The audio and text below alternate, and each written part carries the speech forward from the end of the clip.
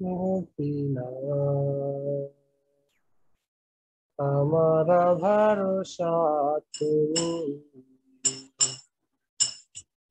তোমার চরণে লইন শরণ, তোমার কিঙ্কর আমি। তোমার শরণে, তোমার চরণে লইন শরণ, তোমার কিঙ্কর আমি। গোপীনা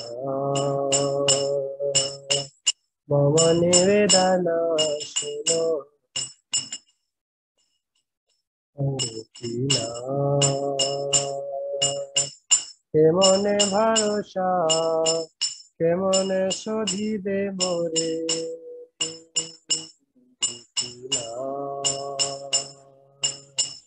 কেমনে শোধিবে মোরে।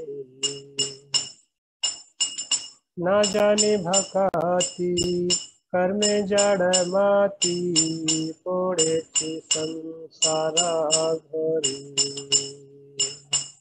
ना जाने भकाती कर्मे जड़ माती, पड़ेছি संसार घरे।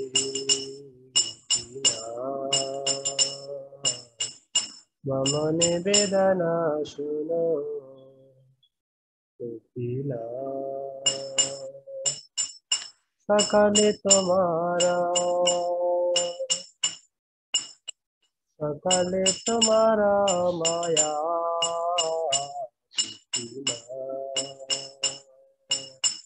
नहीं मम बाला ज्ञान सुनिर्मला, चाहे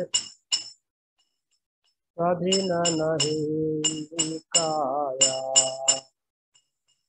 नहीं मम बाला ज्ञान सुनिर्मला, स्वाधीन नहीं काया।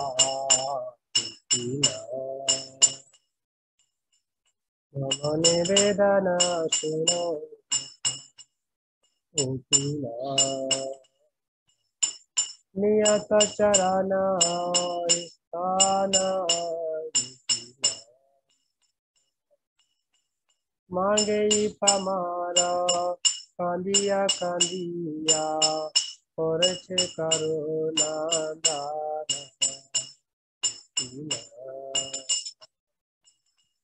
মম নিবেদন শুনো,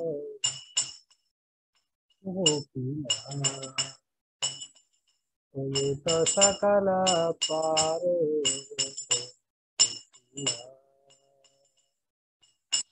दुर्जन तारीते तुम्हारा सखाती, কে আছে পাপিয়ারা।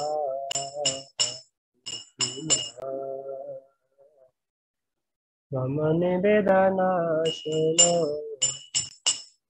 গোপীনা তুমি কৃপা পারাবারা।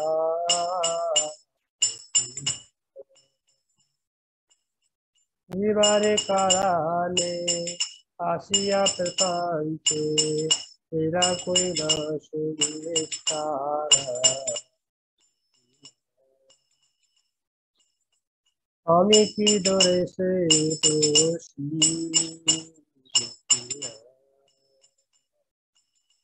আসুরে সকালে কইল চরণ, বিনোদ থাকি, বিনোদ থাকিব দোষী।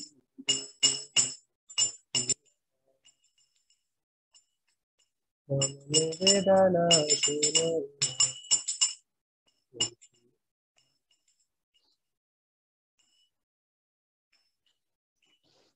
भक्तिनाथ ठाकुर का जी कृष्ण सिंह गोपीनाथ के लिए प्रार्थना करते हैं। गोपीनाथ हमारा भरोसा तुम, आप ही हमारा भरोसा है, इसको स्वीकार कीजिए, हमें अपने चरण कमलों में आश्रय दीजिए। ऐसे गोपीनाथ को प्रार्थना करें। ओके, सो ओम नमो भगवते वासुदेवाय, ओम नमो भगवते वासुदेवाय, ओम नमो भगवते वासुदेवाय।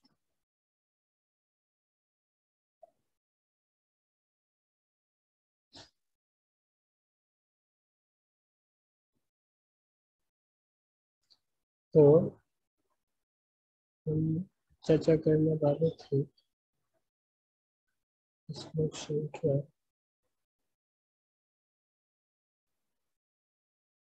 ओके 5 नंबर श्लोक से हमको चर्चा करना है। 4 नंबर श्लोक को हमने कल चर्चा किया था, पर इसके अंदर कुछ और भी डीप डेप्थ कॉन्सेप्ट थे तो उनको समझाना था।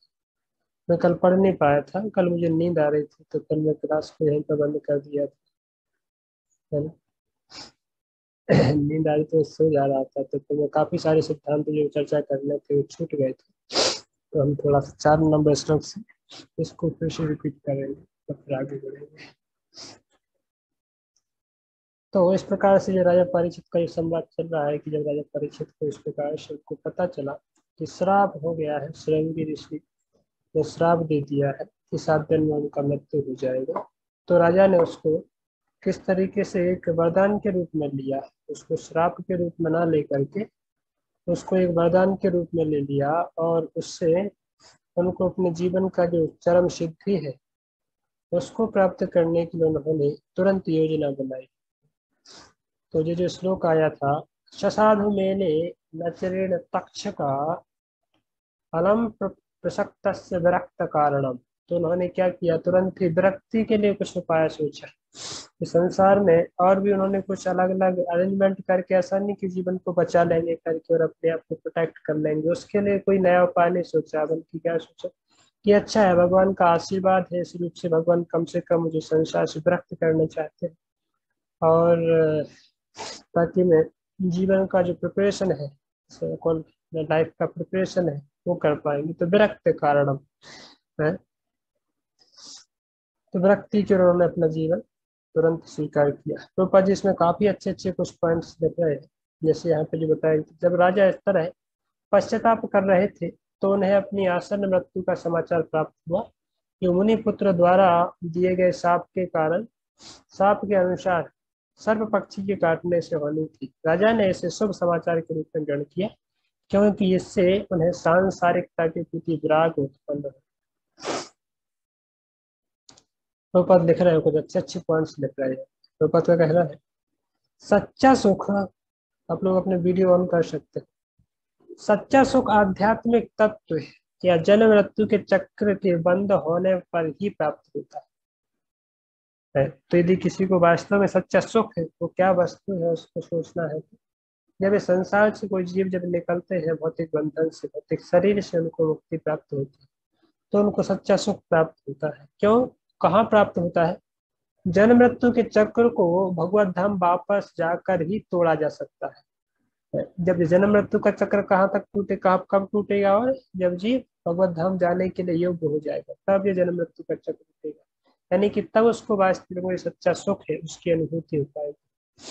भौतिक जगत में सर्वोच्च लोक ब्रह्म लोक को प्राप्त करने पर भी जन्म मृत्यु के चक्र से नहीं छूटा जा सकता, तो भी हम सिद्धि प्राप्त करने के पथ को ग्रहण नहीं करते। यह सिद्धि पथ मनुष्य को सारी भौतिक आसक्तियों से मुक्त करने वाला है, और इस तरह वह आध्यात्मिक जगत में प्रवेश करने के योग्य बनता है। कहते जो दीनहीन है वे संपन्न व्यक्तियों की अपेक्षा अच्छे उम्मीदवार है। तो आप लोगों को ये समझ में आया है क्या, ये लाइन क्या कर रही है, इस लाइन का मतलब क्या है। हम्म,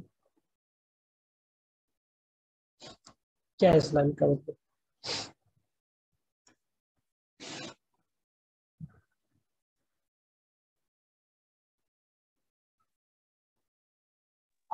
नहीं पता प्रभु जी, नहीं समझ में।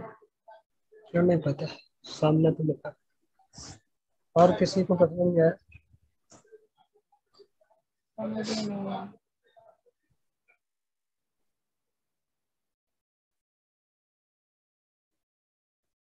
बाकी किसी को।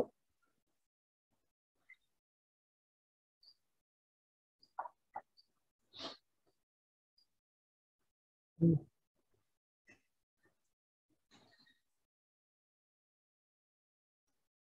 आपको आप दिखाई नहीं दे रहा है क्या जी। हाँ हाँ, एयरटेल, एयरटेल से लेकर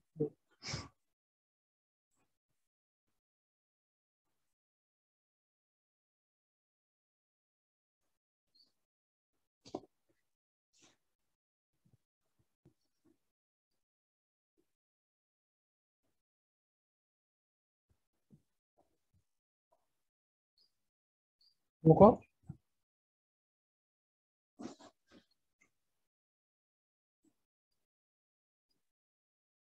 तो ये उम्मीदवार है, द्रौपदी लिख रहे हैं जो संपन्न व्यक्तियों की अपेक्षा अच्छे उम्मीदवार है।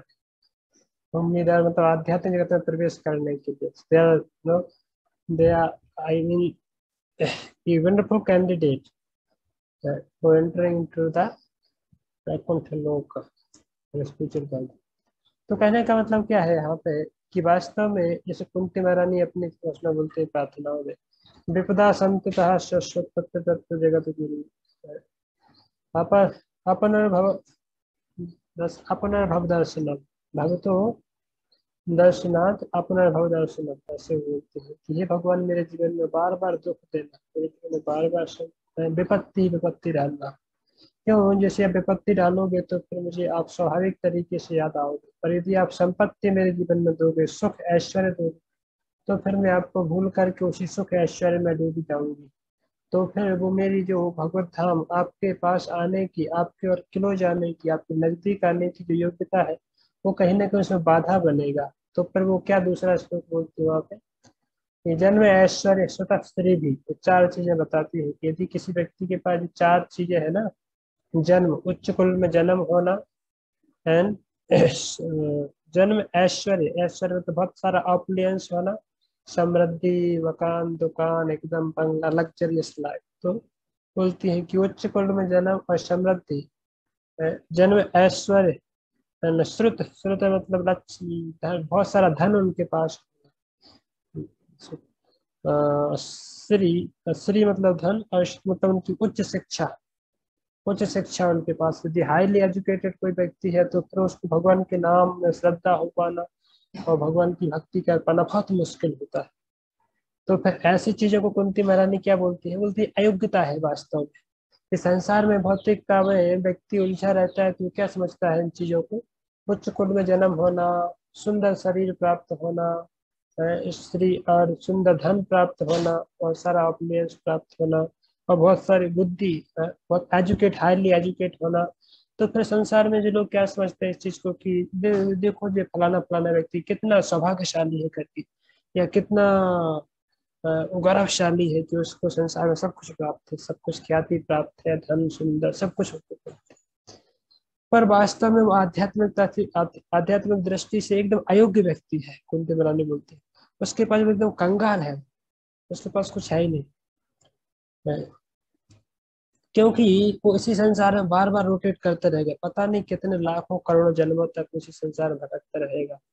क्योंकि उसको जो शरीर जो मिला है, ह्यूमन बॉडी, इस वस्तु को समझने के लिए मिला है कि भाई मुझे भगवत धाम में प्रवेश करना है, भगवान के पास जाना है। पर व्यक्ति की मति यदि यहीं पर उलझी रहेगी तो फिर वो भगवत भक्ति नहीं कर पाएगा कहीं।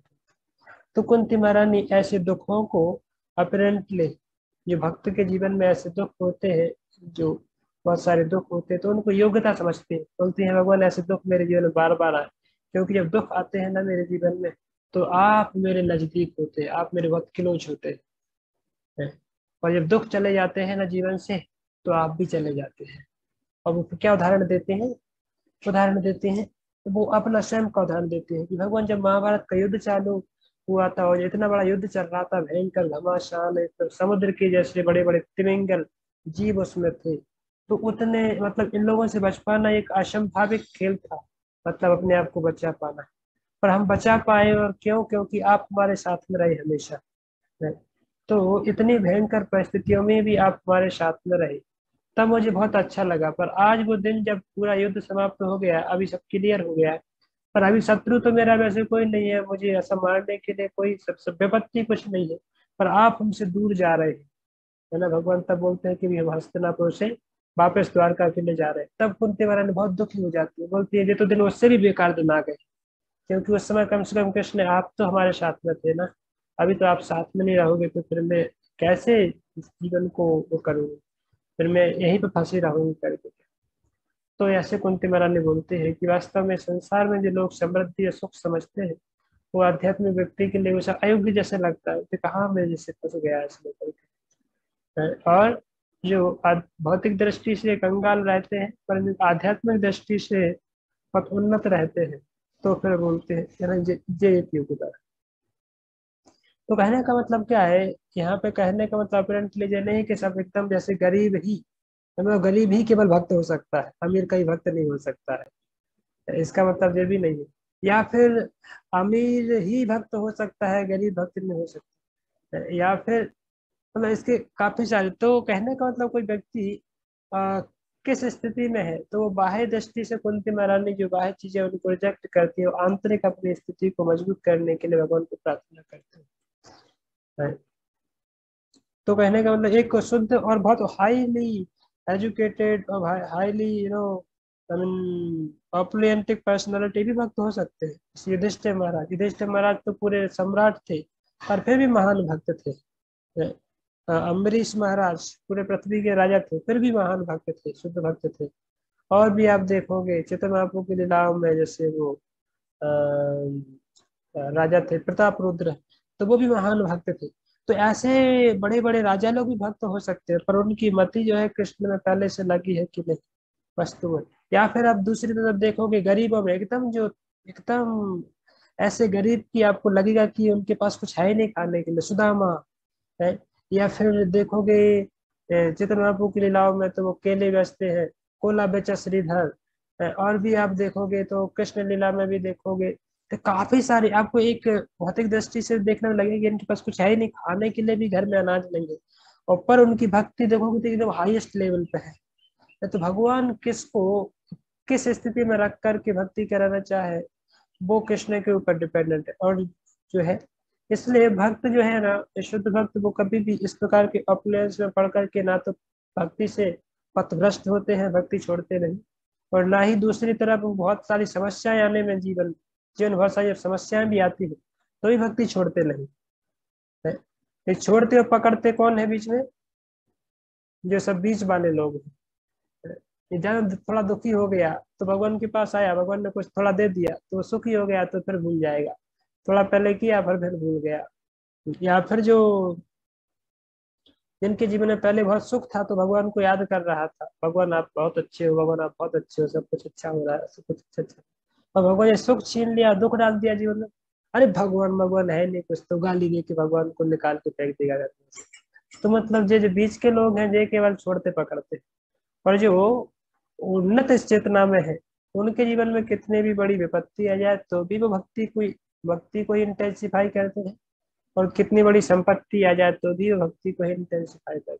So this is the main purpose. तो प्रभुपाद यहाँ पे लिख रहे हैं कि भाई ऐसे जो दीनहीन है, जो बेचारे दीनहीन व्यक्ति हैं, वो वास्तव में योग्य है कि भगवत धाम जाने के लिए उम्मीदवार है, जो सही कैंडिडेट है, क्योंकि भगवान उनके ऊपर अवश्य कृपा करेंगे। तो वो चेतन महाप्रभु, वो आता है ना एक वैष्णव सॉन्ग, आचार्य लूनाथम दास ठाकुर लिखते हैं कि दीनहीन यत छिलो हरि नाम उद्धारि लो, तार साक्षी जगाई मधाई। चेतन महाप्रभु आए हैं किस लिए, दीनहीनों का उद्धार करने के लिए चेतन महाप्रभु आए हैं। इस संसार इस समय पे जो बड़े बड़े लोग होंगे उनके ऊपर चेतन महाप्रभु कृपा नहीं करेंगे, किन के ऊपर करेंगे, जो दीनहीन है, बेचारे कंगाल है, एकदम बेकार के थर्ड क्लास लोग। इसलिए इसलिए वो आचार्य लोग एक रचना सॉन्ग गाते हैं कि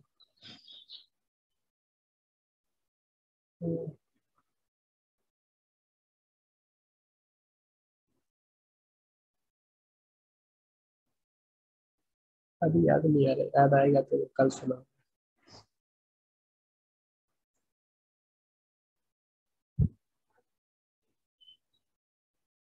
आगे लिख रहे हैं,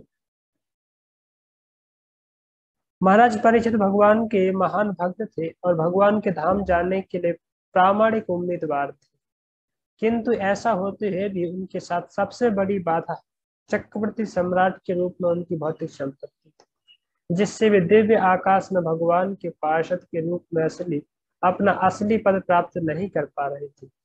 भगवत भक्त के रूप में वे यह समझ सके कि यद्यपि ब्राह्मण बालक का शाप मूर्खतापूर्ण था, फिर भी वह उनके लिए आशीर्वाद था, क्योंकि यह सांसारिकता से राजनीति या सामाजिक दोनों से विरक्ति का कारण था। तो उसको वो एक योग्यता समझ रहे हैं कि अच्छा, अभी मैं जल्दी से निवृत्त हो जाऊंगा और भक्ति में दृढ़ हो जाऊंगा। पढ़िए इसको, ब्लू कलर के। तो मुझे पढ़ना है। महाराज परीक्षित को क्षमा याचना के लिए मुनि के पास जाना चाहिए था, किंतु राजा को उनकी आश्वस्त मृत्यु की सूचना मुनि ने इतने खेद सहित भेजी थी कि राजा अब अपनी उपस्थिति से मुनि को अधिक शर्मिंदा नहीं करना चाहते। उन्होंने अपनी आश्वस्त मृत्यु के लिए तैयारी करने तथा भगवत धाम जाने के मार्ग खुलने का निश्चय किया। यह मनुष्य जीवन भगवत धाम वापस जाने या जन्म मृत्यु के चक्र से भवसागर से छूटने के लिए अपने को तैयार करने का सुअवसर है। इस प्रकार वर्णाश्रम धर्म प्रणाली में प्रत्येक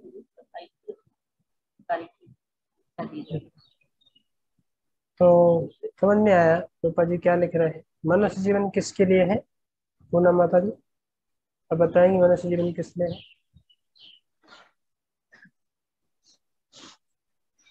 व्यस्त लोग कंपनी चलाने के लिए ऐसा है क्या? धाम जाने ऊपर लिख रहे हैं मनुष्य जीवन भगवत धाम वापस जाने या जन्म मृत्यु के चक्र से भाव सागर से छूटने के लिए अपने आप को तैयार करने के लिए एक सुअवसर है। तो ऐसा नहीं कि ऐसे भगवत धाम चले जाएंगे, बोले मनुष्य जीवन मिल गया ना, हा हा इस बार तो भगवत धाम चले जाए। नहीं भैया, डोंट मिसअंडरस्टैंड, गलत मत समझना। क्या करना है? बोले तैयार करने के, अपने आप को तैयारी करने के लिए आपको चांस दिया गया है, अपने आप को उन्नत ऊपर उठाने के लिए चांस दिया गया। ऐसा नहीं कि आपको मनुष्य जन्म मिल गया तो आप सफल हो गए, नहीं इस जन्म में चले जाओ। यदि तैयारी नहीं करोगे तो फिर लब्ध्वा सुदुर्लभम बहुशः भगवान थे, वो ही बोलते हैं एक श्लोक में, दूसरा भागवतम में आता है कि वो यदि किसी को मनुष्य जन्म मिलने के बाद भी और गुरु मिलने के बाद भी और सब शास्त्र पढ़ने सब कुछ करने के बाद भी यदि व्यक्ति अपनी तैयारी नहीं कर पाता है तो फिर वो पुमान विरज्यत न तरेत स आत्मा, ऐसा व्यक्ति अपनी आत्मा का हनन करने वाला है, अपने आप को मारने वाला, कत्ल करने वाला है। यदि उसको सब कुछ प्राप्त हो गया, आद्यम निर्देह आद्यम सुलभम सुदुर्लभम, दुर्लभ सुलभम सुदुर्लभम, सुलभम विकल्पम गुरु कर्ण धारम। तो वो श्लोक जो आता है कि भाई इस तरीके से हमें जो मनुष्य शरीर मिला है, एक सुंदर नाव मिली है, जिसमें बैठ करके हम इस भवसागर को पार हो सकते हैं, इस संसार से छूट करके भगवत धाम जा सकते हैं। भाई हम अपने आप को ही तैयारी में नहीं करना चाहते, अपने आप को ही दूर रखना चाहते, तो फिर हम तैयार नहीं हो पाएंगे। जब समुद्र की बड़ी लहर आएगी तो यदि हम अच्छा तैरना नहीं जानते तो क्या होगा? वो बहा करके ले जाएगी। तो इसी प्रकार से हमें ये सुंदर सुअवसर है ट्रेंड करने का अपने आप को। तो वो क्या है? बोले वर्णाश्रम, उसके अंदर वर्णाश्रम प्रणाली के अंदर आकर के कोई भी स्त्री हो चाहे कोई पुरुष हो, उनको जो प्रशिक्षण मिलता है, सबसे पहले ये ट्रेनिंग मिलती है कि किस तरीके से आपको अपने आप को उठाना है ऊपर, ताकि भौतिक गुणों से उठ करके आध्यात्मिक गुणों को विकसित करना। ओके, इसको पढ़िए। तो यहाँ पे एक चीज और भी सुंदर बताई गई है, जैसे जो ऊपर की पैराग्राफ में कि महाराज परीक्षित जब उनको ये समाचार आया, जब उनके सौनक श्रमिक ऋषि के श्रमिक ऋषि के एक श्रमिक ऋषि को जो बहुत दुख हुआ जब उनको जो पता चला कि उनके पुत्र ने श्राप दे दिया वही महाराज परीक्षित को, उनको बहुत दुख हुआ। तो उन्होंने तुरंत ही जो है गौमुख, उनका एक शिष्य था, गौमुख करके उससे संदेश भेजा जाकर कि जाओ राजा को बता के आओ कि आपको ऐसा ऐसा श्राप हुआ है करके। तो जब वो गौमुख जाते हैं वहां पर राजा को बताते हैं कि ऐसा ऐसा श्राप है, तब जो है राजा वैसे बहुत उनको राजा को पहले से दुख हो रहा था कि उनके बच्चे ने ऐसा गलती किया है, मुझे श्राप दिया है। तो राजा पहले सोच रहे थे कि क्या मैं जाऊं करके उनके पिताजी को कंप्लेन करूं, क्या उनके पिताजी को जाके बोलूं कि आपके पुत्र ने ऐसा ऐसा गलती किया है। पर जैसे उनको ये समाचार मिला तो राजा फिर एकदम ही वो हो गए कि मुझसे दुख तो श्रमिक ऋषि को हो रहा है। जब वो समाचार पढ़ा कि राजा में बहुत वो इतना दुख उसमें वियोग कर रहे थे कि दुख को प्रदर्शित कर रहे थे कि मेरे बच्चे ने इतना गलत काम किया है और इसको मैं कभी भी अपने आप को क्षमा नहीं कर सकता हूँ, इतने वियोग की पीड़ा में जल रहे थे। जब उनको समाचार मिला राजा परीक्षित को, तो फिर वो इस चीज को अपना आशीर्वाद समझे कि मैं उनको क्या भी बोलने जाऊं, यदि मैं उनको बोलने भी जाऊंगा, उनको उलाहना देने जाऊंगा कि आपके बच्चे ने ऐसा ऐसा किया, उसके पहले ही वो इतनी पीड़ा को सफर कर रहे हैं, इतनी सारी पीड़ा अपने आप में ले रहे हैं। तो इसलिए उन्होंने उसको भगवान का एक अरेंजमेंट मान करके फिर वो कहीं नहीं गए, बल्कि अपने राज्य से निवृत्त हो गए। हाँ, बोले कि उनको क्यों मैं जाकर के और अधिक उनको डिस्टर्ब करूं, वो पहले से ही इतने डिस्टर्ब हो चुके। तो इसमें हम देखते हैं, पापा जी लिखते हैं इसी दोनों इसी पैराग्राफ में आएगा कि दोनों ही वास्तव में अपनी अपनी जगह सही थे।